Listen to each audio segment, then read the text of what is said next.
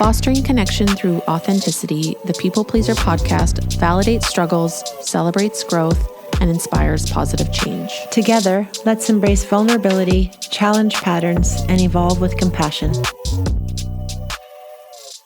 Hello, everybody. It is Corey here. And Cindy. We decided today to do things a little more uncut because as we were preparing this episode, we actually really wanted to highlight the importance of just self-discovery, self-exploration, and not be too prescriptive, really just coming from a place of our own experiences with three different areas that can often interplay and come together in kind of a messy and beautiful combination. And that is the responsive people-pleasing, or so the behaviors associated with people-pleasing, being a highly sensitive person, or an HSP, and being an empath. And so Cindy and I are really examining in our own life how these three features or characteristics, superpowers, if you will, often are a little bit muddled and are all sort of operating together. And sometimes it's really hard to tell, like, what is what? What is being an empath? What is being highly sensitive? What is people pleasing? So we just wanted to basically talk that out with each other and share how that shows up for us, what meaning we kind of make of it. And we will be really curious to hear like what that overlap looks like for you. So we'll come back to that kind of at the end of like, you know, how these features show up in your life. But yeah, Cindy, I don't know. Do you want to kick us off? I was thinking about this yesterday, and I would say that for me, the way that I see them intertwine the most evidently in my life has been with boundary setting. Mm-hmm. So I think I've always had a deep understanding just of psychology and how people work and patterns and things like that. So being an empath and an HSP, I've always kind of understood what motivates people to do the healthy or unhealthy things that they do. Mm-hmm. And I've also understood how experiences in people's lives may have affected how they act in the world. How they show up. Yeah. So I've had a history of pretty unhealthy relationships. And I've really seen this in my intimate partner relationships. Mm-hmm. Where there's always been a history typically of some trauma or unhealthy behavior. So because I understood what they had experienced as a child and how that might affect how they interact in the world, I had a hard time setting boundaries for those behaviors. And I also being the feeler, I thought, oh, well, I'm just going to teach them they're unlovable too if I reject them. So why not work with them and see where we can go with this? But because I understood that those behaviors were a result of hurt or trauma, it became hard for me to set a boundary for myself, differentiate that I didn't have to tolerate that behavior. I could have empathy for them and, care for them and all that, but it didn't in any way mean that I had to tolerate that behavior from them. And that took me a very long time to figure out. And it was a struggle. Like, I think that understanding and that feeling, and I think there also plays into that a piece that I didn't feel very witnessed for my own feelings and my own hurts as a child. So then I felt a larger responsibility to try and do that and see that in other people as well. So I was always trying to give what I wish I'd gotten. So it was kind of multifaceted, but I definitely feel being the feeler and the empath and understanding what was motivating the behavior, that I had empathy for them and didn't understand how to still have boundaries. And as you're kind of describing that, like, I'm thinking of, situations where I've needed boundaries, especially in relationships that feel challenging. Mm-hmm. My people-pleasing response, my fawn response, really rears its head in those moments where it becomes really confusing. Like, okay, there is some level of threat here. There's some level of danger where a boundary would be really, really helpful. And sometimes my people-pleasing parts will, instead of setting a boundary, will fawn. Yeah. Will kind of like rub up against that threat and try to create more safety for myself. But as a result, my boundaries go out the window completely. Yeah. And now all of a sudden I'm giving this person even more attention and care in some ways. Yes. Even though they're sort of the danger or the discomfort or whatever. So that just in that example, like you can really see like how that interplay. Well, and I think the boundary setting as a people pleaser, there's also often this feeling or confusing of setting a boundary as being mean. Yes. Or as being selfish. Mm-hmm. Right? Because it doesn't really line up with people pleasing, fawning behavior to set a boundary. It is kind of that dynamics of interpreting yourself as, oh, I'm being mean, caring for yourself. Right? Well, I'm going to make them feel bad if I set this boundary. Well, what about myself? So I think it easily gets very muddy and confusing as to what's driving what. And you're kind of coming up against a few separate things in that, right? Like the people pleasing, definitely it feels mean or you feel guilty setting it, understanding or being empathic towards the person's history or story and not wanting them to feel rejected or judged for it, you know. And I relate to that. So like, that's even just kind of making me think of like movies or, you know, like TV shows where like you are taught that like even the bad guy has hurts and good parts. And like, there are those moments where, you know, in Hollywood, they make the villain have these like moments of clarity and like you can realize like they're just a hurt person hurting people. And it almost encourages us to have that lens of like always trying to see the good parts of people. And that's really something that I don't know where I learned that necessarily. It could have been through just like watching shows but there's strong desire to not accept that like people are bad and are intentionally causing harm. Like there's a part of me that really wants to like see through the behavior and like get to the good stuff. And I know that I've put myself in a lot of dangerous situations to do that because I'm like, I just want to see your good parts. I believe in your good parts. I know they're in there. Like I can certainly admit to some really unhealthy like relational problems where I've stayed in relationships for too long or I've dated completely unavailable people or just the wrong people for me because of this like strong like sense of hope that like I can like get through to those good parts and like that I will be the reason that like they connect to those good parts and they can see them themselves. And I think that's the double-edged sword in it too, because I view that as a strength in myself. I would never want to lose that ability to always try and see the good in this. And I do that with situations, not just people. Like I'm just wired that way, glass half full, you know, trying to see it. There's also an incredible vulnerability and risk in that because I think that quality also leaves me open to exploitation.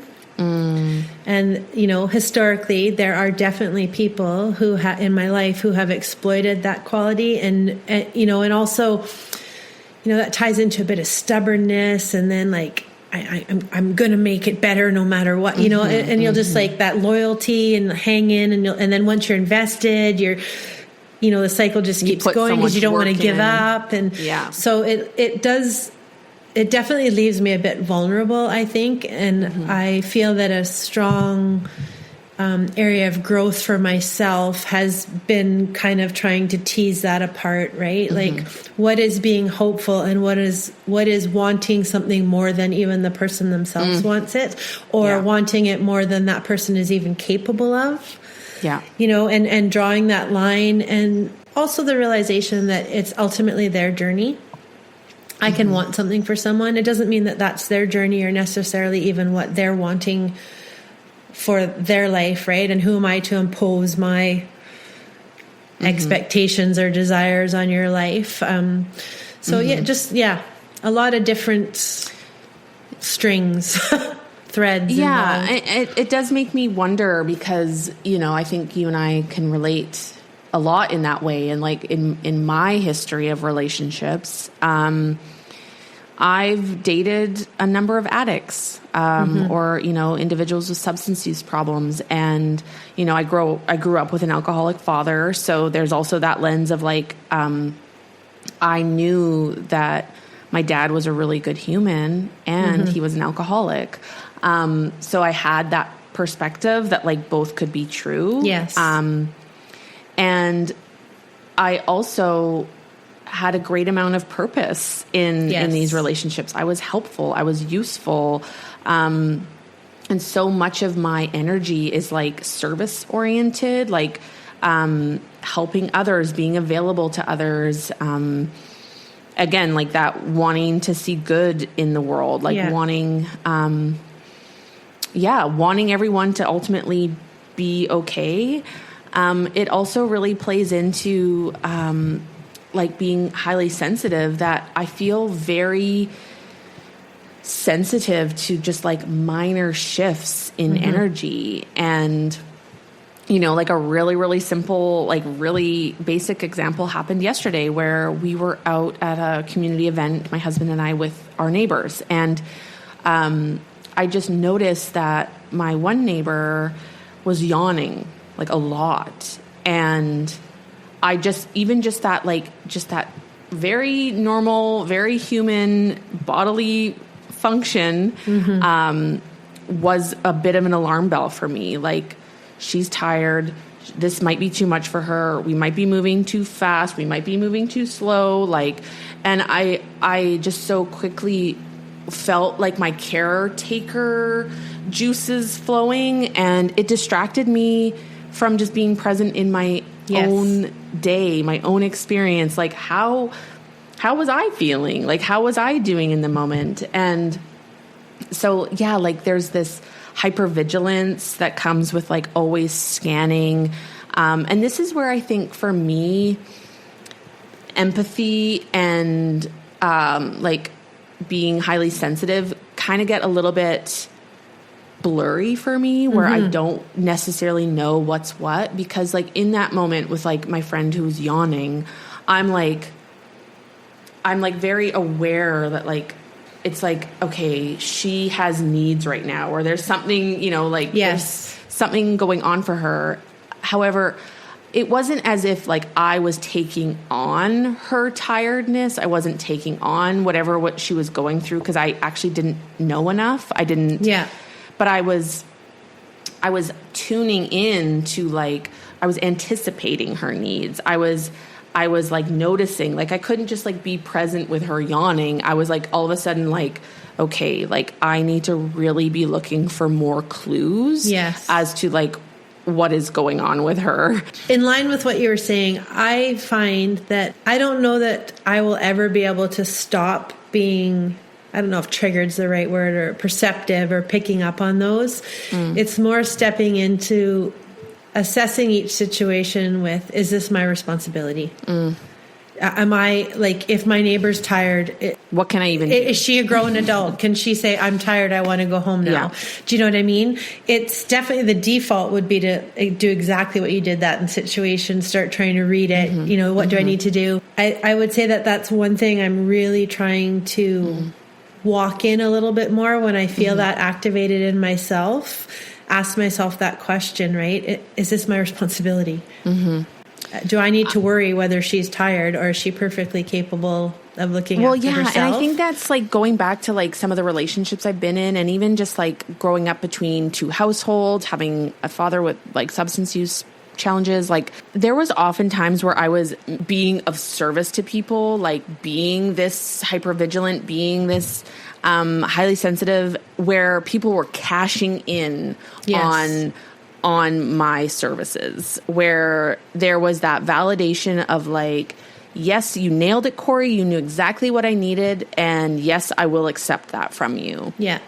And I mean, obviously, like there's a difference between like being helpful and like thoughtful and then like self-abandoning and taking on more than what's yours. I think it's hard because a lot of my lessons were learned in relationships with addicts where they don't necessarily have, and this is a generalization, but like the people I was with, they weren't necessarily thinking, ooh, Corey's like doing too much. She's self-abandoning. They were like, oh, this is great. Like this is enabling me to continue in my own patterns. This is very comfortable. So I think there's a part of me that doesn't trust that people are going to say, hey, Corey, your help is not needed here. Like you can clock out.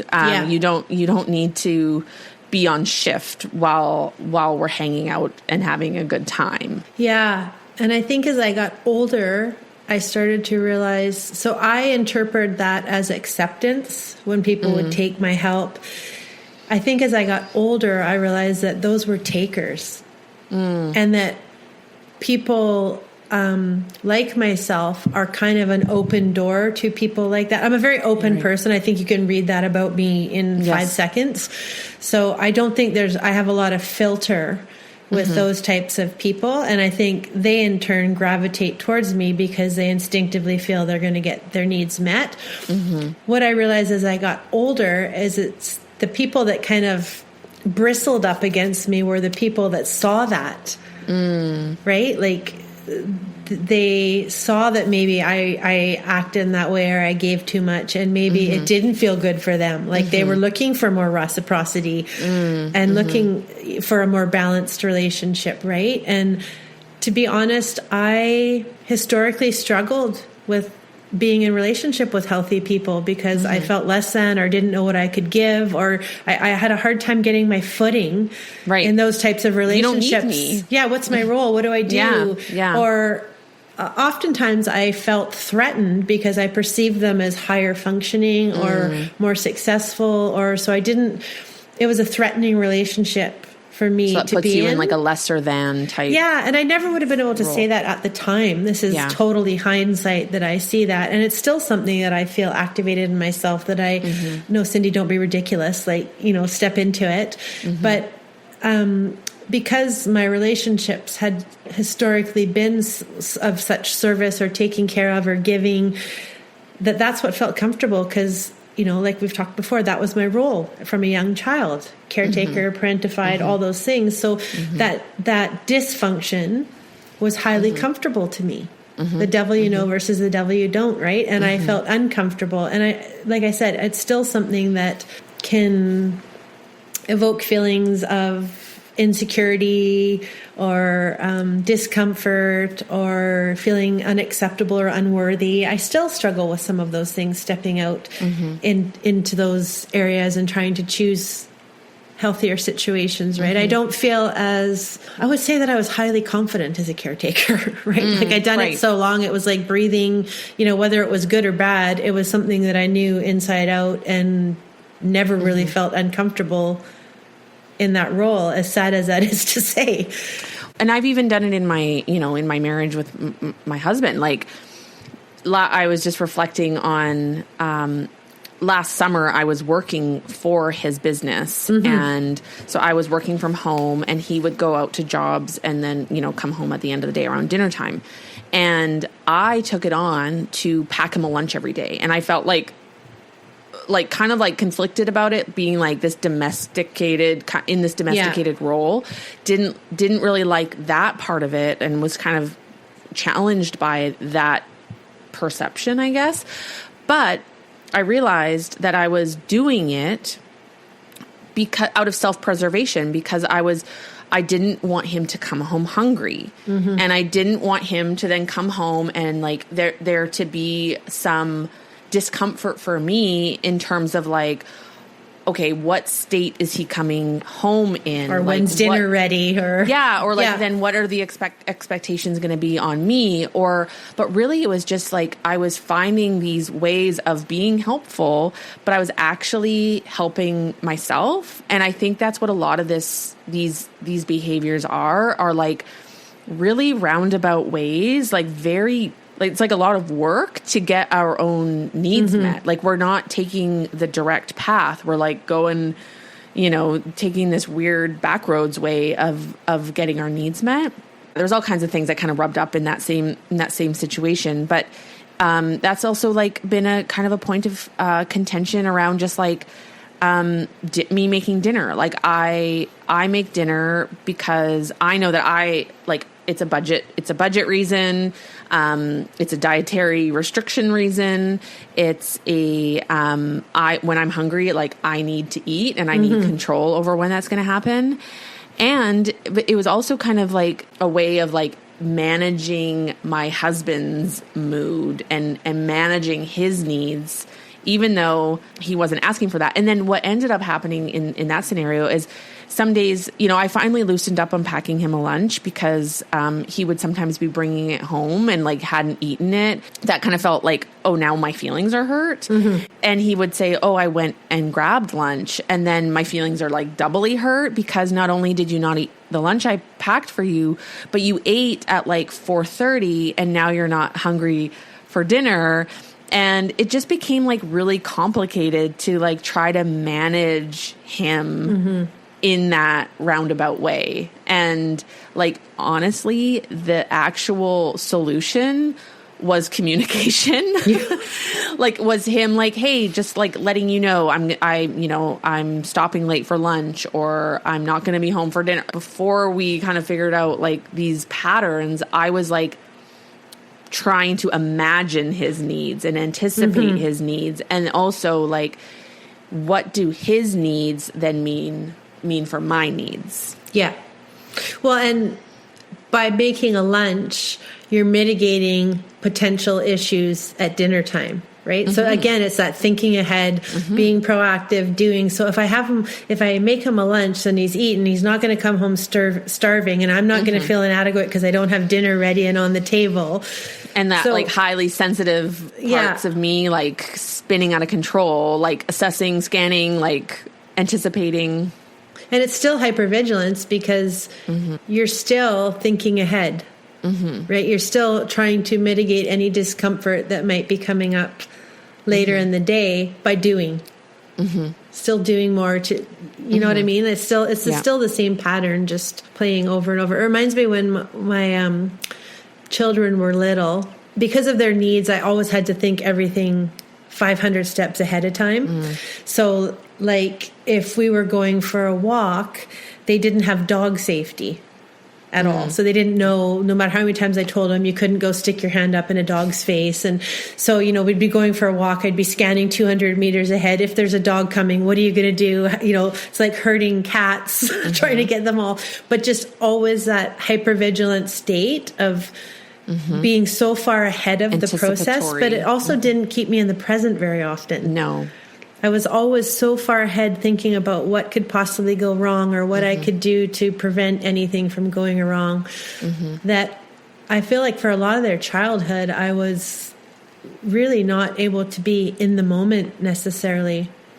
I imagine a lot of parents feel that way. We all can have those moments where we just are really sinking in and like we're like, okay, like let's just look for 4-leaf clovers or whatever. You're like really present in the moment. But I think, being caregivers, whether that's been assigned or not, like that does really like take you out of yourself. And like suddenly your plate is like double the size or triple the size. You not only have your needs, but you have these tiny humans' needs. And they don't know how to take care of themselves yet. They don't have boundaries for themselves. So you have to be that catch-all of like, okay, I have to have boundaries for all of us. Yeah. Yeah, and I think as a people pleaser and a caretaker, children are like the ultimate playground. Yeah.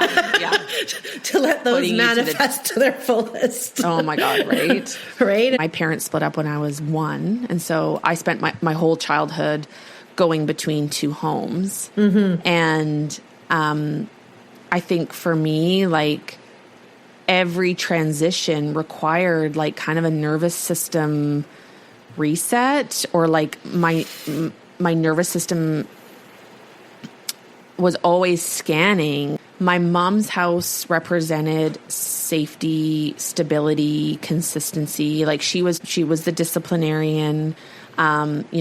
She oversaw like all my school. Like I was with her during the school weeks. She was making sure I was going to swimming lessons and going to the library and, just like really the active parent.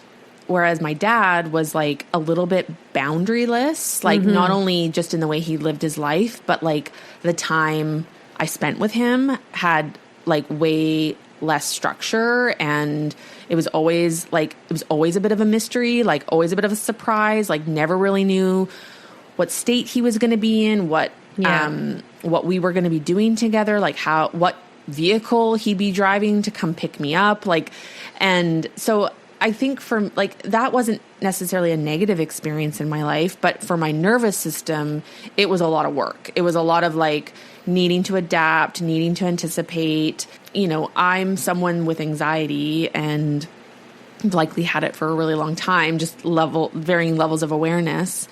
So I've always liked to know like what to expect. I'm not really like a live in the moment type person. I can sink into the moment, but I often notice like a lot of my questions and a lot of my conversations are like in that future oriented kind of space of like, what's next? What do you want to do tomorrow? What's on your plate tomorrow?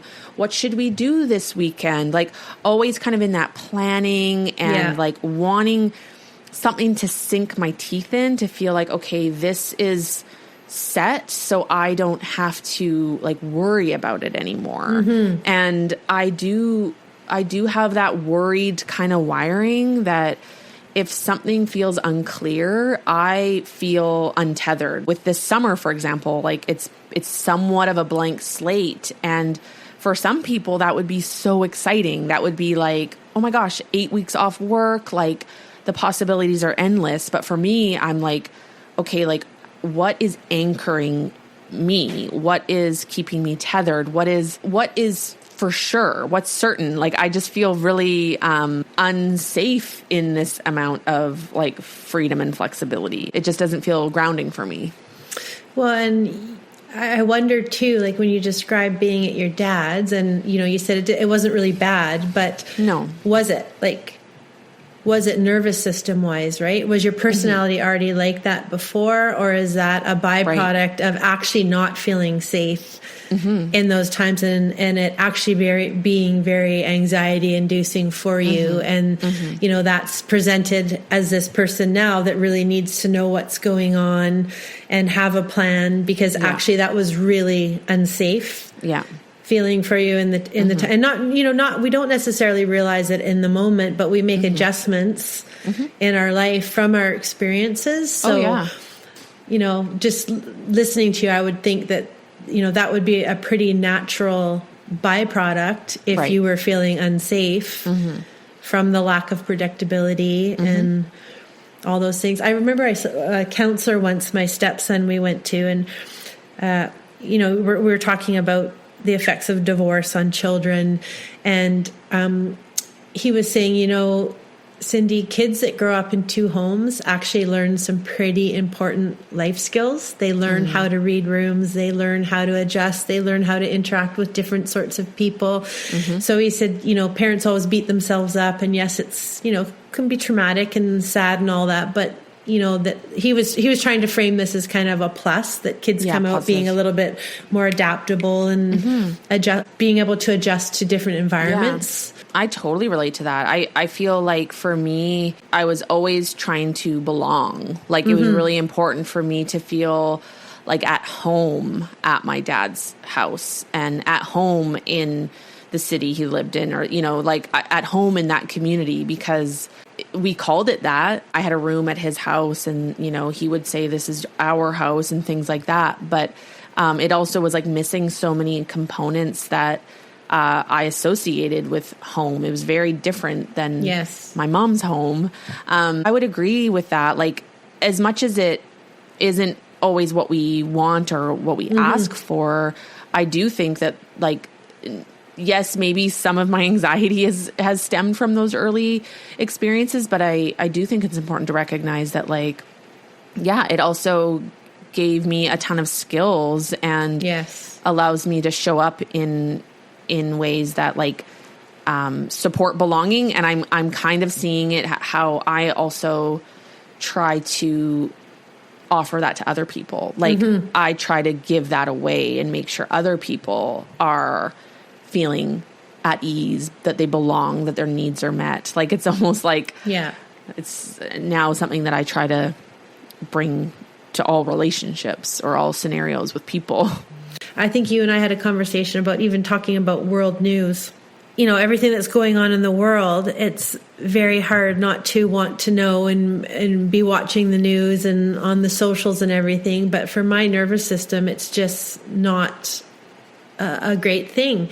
But I have this strong struggle of, if I just ignore it, then it's not fair to those people. Like, those people need to be witnessed in their pain and in what's happening, right? And part of that is driven out of the fact that I know that I wish someone had witnessed when I was a child, the pain and things that I was going through. So for me, it is like a daily struggle of what the balance is, because I agree it's out of my locus of control, but not witnessing it, not knowing what's going on does not feel right either. So it's the balance. The balance of is, how much do you take in? What can I do? When does it become detrimental?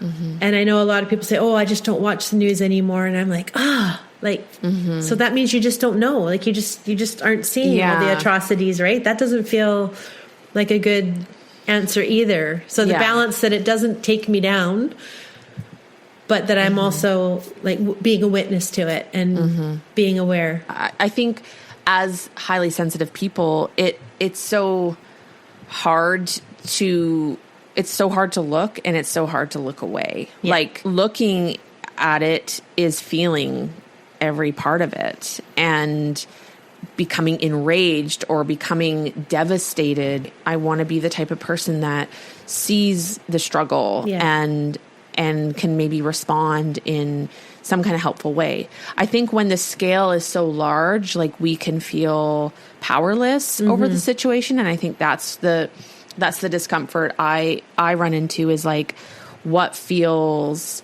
like, we're very action oriented people. We're very like, okay, like, so what can I do about it? And sometimes, like, the doing is just the witnessing. I will engage in these conversations. I will recognize that it's happening. I will, you know, try to find a cause to put my support behind, but educate myself. Yeah. And I do really relate to that feeling of, like, of responsibility.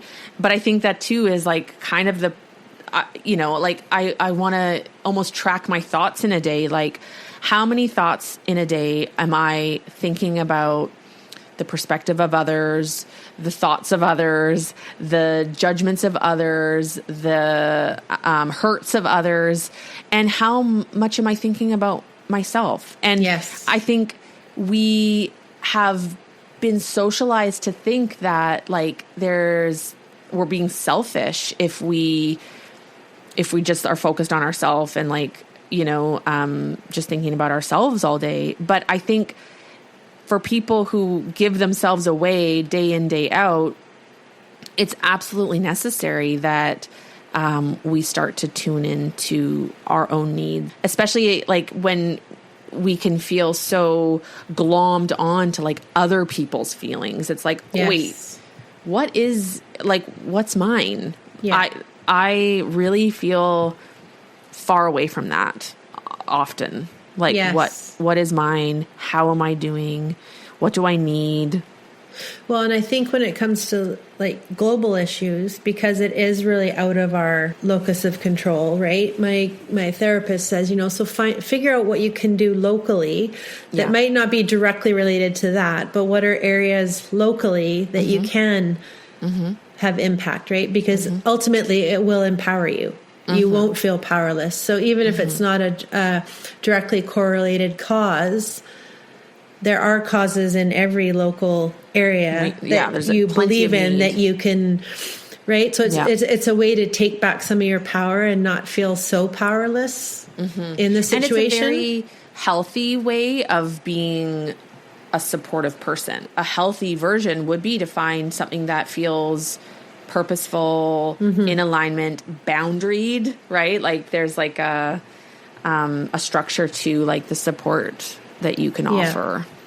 Well, and I think ultimately empowering, because really the trigger is feeling disempowered in all of it, right? Feeling powerless. Yeah, I think just looking for those opportunities to kind of reclaim that, get your feet back on the ground, feel like you can make a difference, not feeling like you're just spinning in the worldscape vortex that is right now. And, it can be very dizzying and very, I know when I spend too much time online looking into it, I feel very disoriented, disassociated. I feel very disconnected, detached. Yeah, very much so. So I think any of those roots, or having the conversations too, right? The finding safe places to have conversations about it is important too. But there's always ways to feel like you're contributing, and the world is so open to us now, and the amount of information we get on a world level, whereas historically people functioned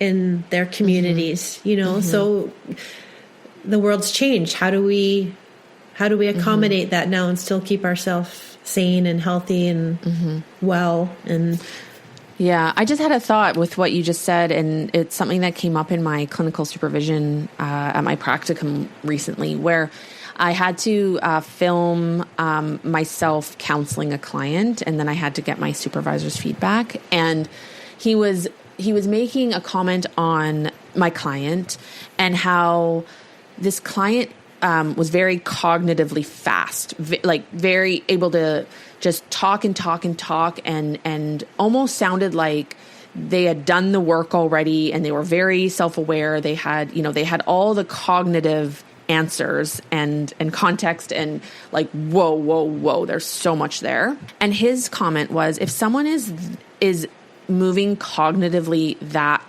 quickly, there's no way that they're moving emotionally at the same pace.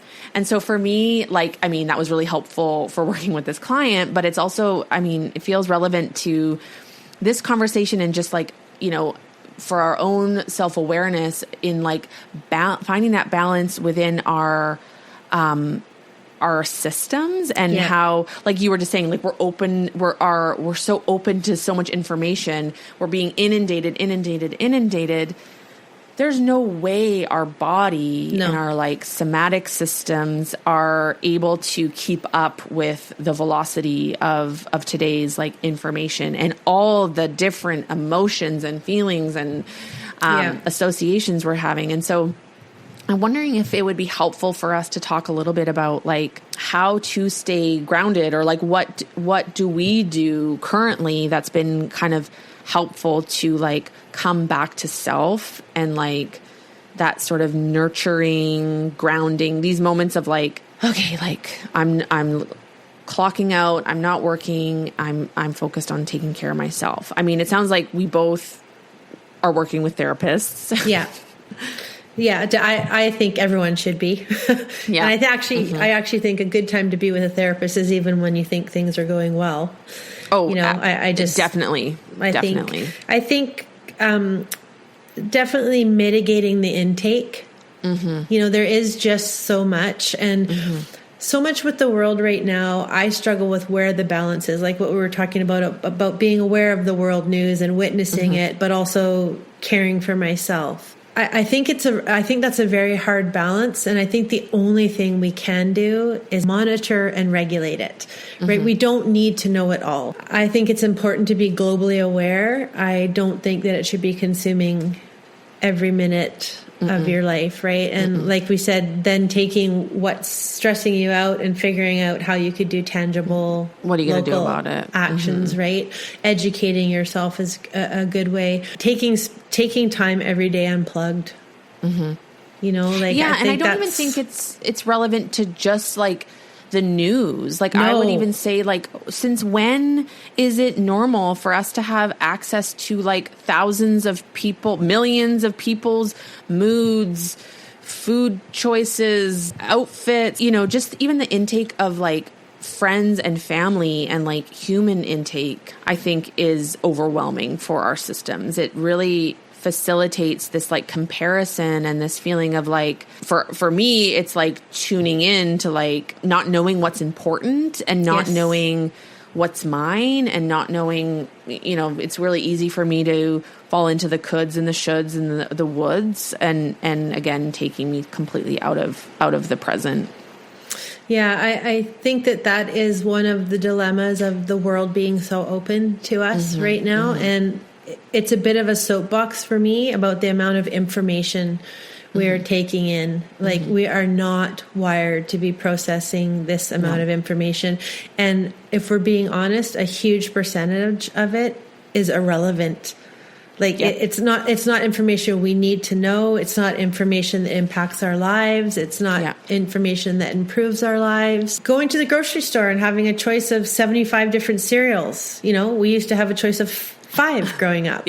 Like you say, friends, like, but even that term is so skewed nowadays, you know, like you used to have 5, at most maybe 10 friends that you could actually nurture that relationship and care for it. Now, even what we call friends is just it's so skewed, you know, and they aren't actually relationships. They're acquaintances or a face you see online, or you feel like you know their life because you've been following it on social media and they don't have any idea who you are. And I think the absence of those things also has us feeling anxious, overwhelmed. We don't have community, tight, real community that we come back to necessarily, that ground us, keep us authentic to ourselves. Like there was checks and balances in those relationships, you know, like your good friends would call you out on things. Now the level that a lot of us have friendships at, there isn't that accountability. There isn't that reality check. If you upset someone, or if you say something that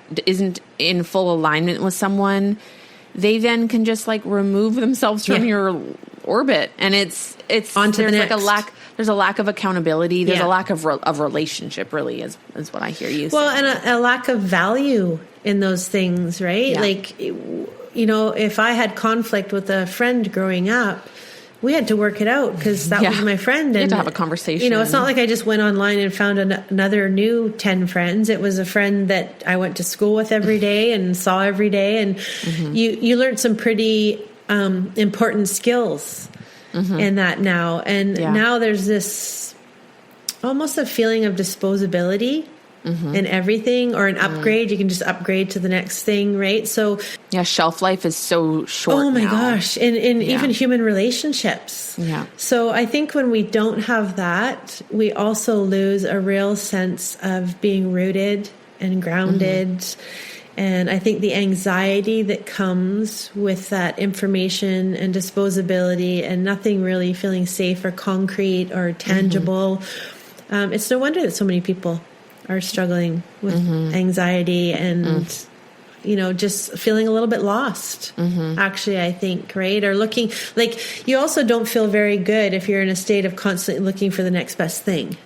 That's not very grounding. You're never feeling satisfied. No. Yeah. That insatiability, right? Like you're always looking, searching, rather than actually spending time and just being grateful and gratitude and enjoyment. And I heard someone recently talk about cortisol and how cortisol isn't necessarily like we call it like the stress hormone, but it's actually like the seeking hormone, where we've kind of programmed our bodies to always be seeking for the next thing, the next thing, the next thing. And we're never satisfied. No. There's no way to get to that. There's no end goal. We don't even know what that is. We just know that like this isn't enough and this isn't enough and this isn't enough. Well, and with dopamine hits, right? I mean, kids nowadays through electronics and all that, the graphic fast editing, all the like everything is such an immediate and it has to come fast and hard or, they lose interest because they're so programmed for that quick hard hit. Consistently. Yeah. So boredom, I would say that a large amount of children don't know what boredom is nowadays. No. It's scary. I remember saying, I'm bored. Go clean a bathroom. That was basically saying, like, give me a chore. Yeah, or get outside. Yeah. But yeah, I think for me, like and I think this is something to do with like being highly sensitive, is that like the stimulus, I'm very sensitive to stimulus, whether it's like visual, like, video or, just the content we consume with our eyes and our ears. But I'm also like, I'm somebody that really needs to get into nature. I really need to like re-ground in like something that's bigger than myself. Yeah. I physically will need to like get out of my house and like get into my body. And so for me, like coming back to even just like a morning walk or a run, those are like some of my most clarifying things I can do for myself, where, sometimes I'll listen to a podcast, but oftentimes like my best moments are just walking without anything in my ears and just like noticing, like just being able to notice things and like the joy I get from like stopping and smelling a flower or like seeing the little fawns and their moms and just being like, oh my God, the world is so beautiful. Like it is so restorative for me. Me too. And completely takes me out of, it's not that it necessarily takes me out of myself.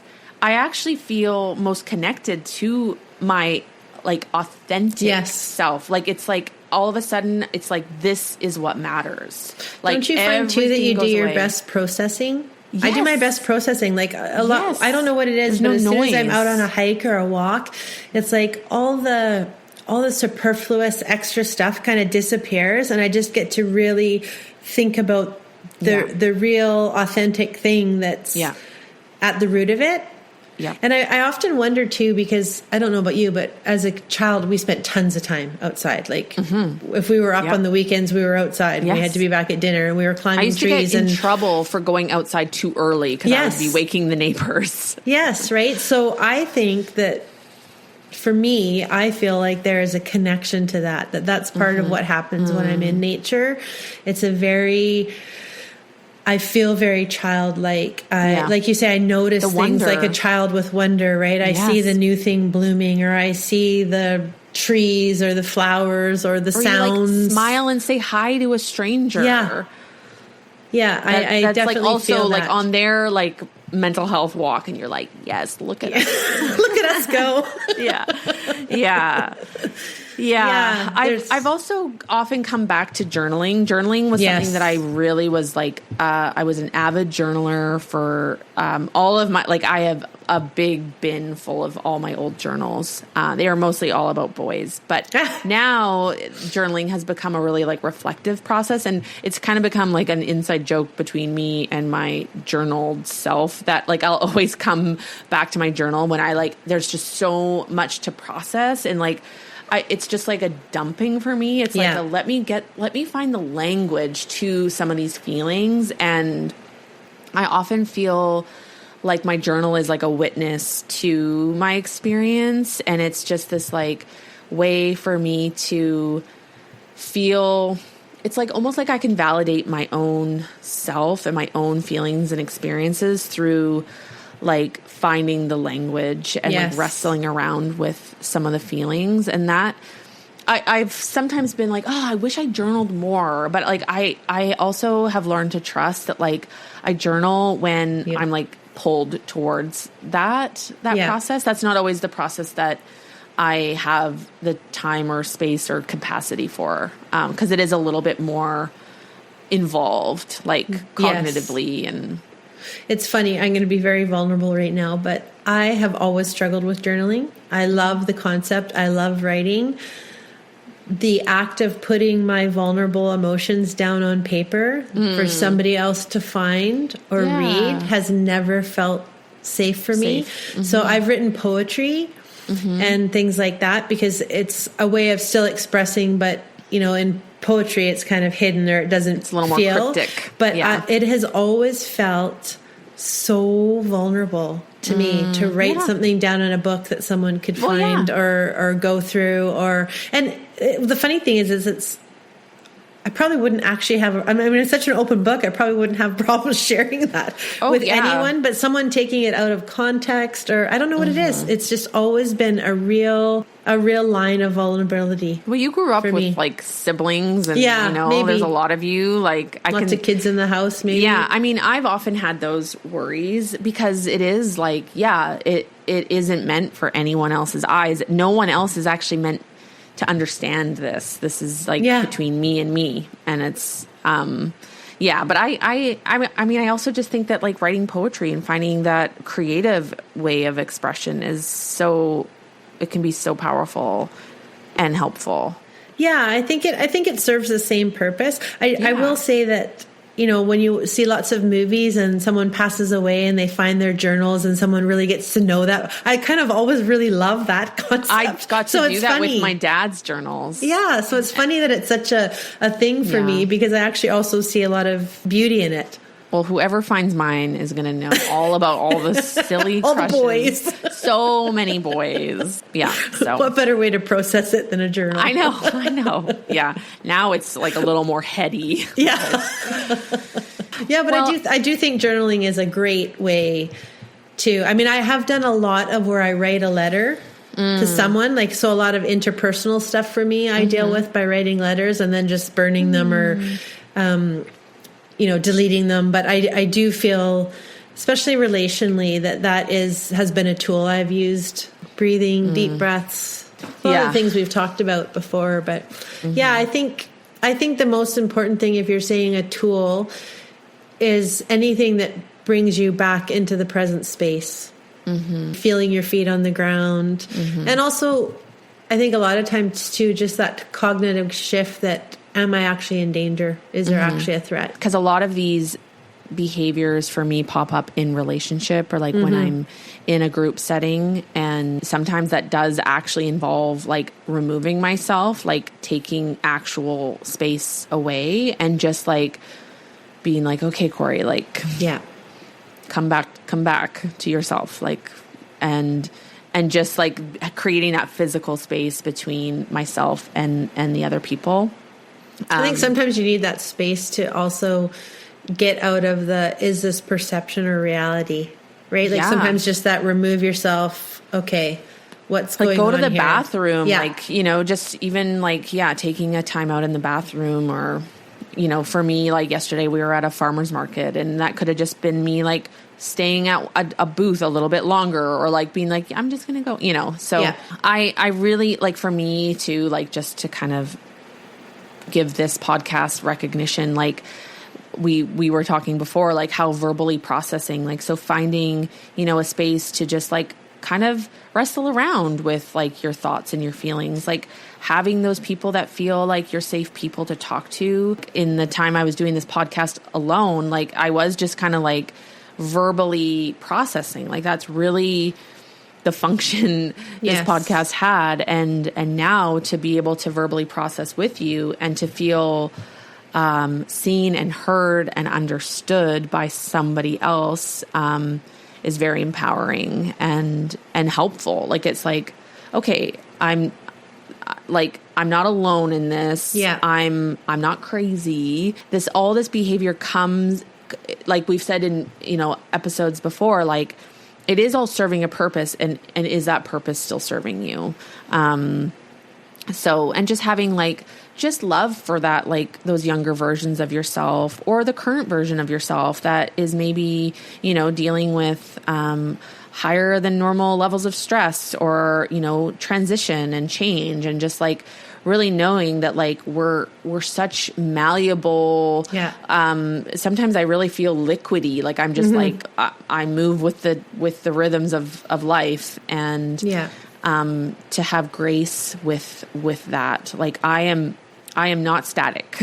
I do have certain things that are becoming like increasingly less comfortable, and I attribute that to my growing awareness of some of these patterns that are like ready to ditch. But first I have to see them. So what do you want people to think about, reflect on as they listen to this, and maybe something that they can leave a comment on Spotify or reach out to on Instagram? Over the next few days, try and reflect on how those 3 qualities, or 2 qualities if you're not a highly sensitive, how you feel they play out in your life. Because I would say that most people pleasers have some sort of empathic tendencies. I think they go fairly hand in hand. You might not necessarily be a highly sensitive person, but I think that there is some interplay in those for most people pleasers. So just maybe reflecting on your own life and your own interactions as to how you're seeing those, which is driving which. Like that's often where I look at, like which is driving the bus here, or are they just working totally hand in hand? So just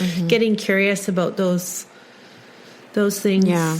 It's not really about having more labels to put on myself, but it does, the labels help unravel some of the context, and that context really does support self-compassion and just that sense of knowing myself. It's not that there's anything to do differently necessary or change. It's certainly not to feel constrained by any type of label, but really like this is all about getting to know yourself, getting to trust yourself, and just like continuing to love yourself in all the ways that you show up, and all the ways that life has kind of shaped who you are and who you're becoming. Yeah, and I think we talk a lot about getting curious, and curiosity brings awareness, and awareness provides the opportunity for growth, right? So it's not necessarily, I don't think either you and I personally or together view it as change or healing, or, it's really just growing through awareness. The better we know ourselves, the more we can step into our true selves. And that sounds powerful. Yeah. Well, thank you everyone for being with us today for this kind of more free flow conversation. And we just hope that you're bringing a sense of curiosity to these episodes, and please do not hesitate to reach out on either leaving us a comment on Spotify, so that's a function that you will find in the episode, or leaving us an Apple review, always very appreciated, and connect with us on Instagram. We are at peoplepleaser.pod, and we would love to connect with you over there. So thank you so much for listening, and we'll catch you soon. Thank you. Bye.